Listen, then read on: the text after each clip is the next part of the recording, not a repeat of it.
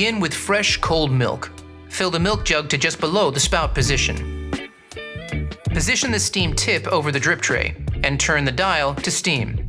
This will purge out any water that's condensed. Wait until the steam is at full strength, then turn the dial to standby to pause.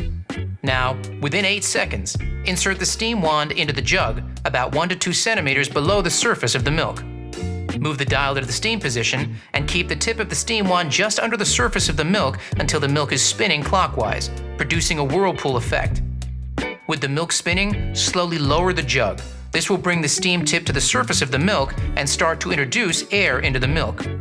You may have to gently break the surface of the milk with the tip to get the milk spinning fast enough.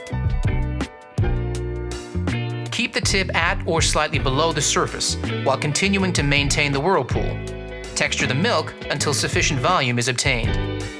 The milk is at the correct temperature, 140 to 150 degrees Fahrenheit, when the jug is hot to touch.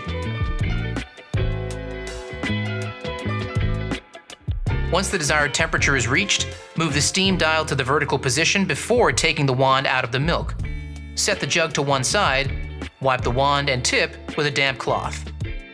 Position the steam tip above the drip tray and turn the steam dial to the steam position.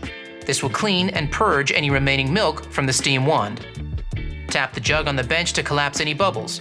Now, you are ready to create latte art. Remember, different brands and types of milk and milk alternatives will texture differently.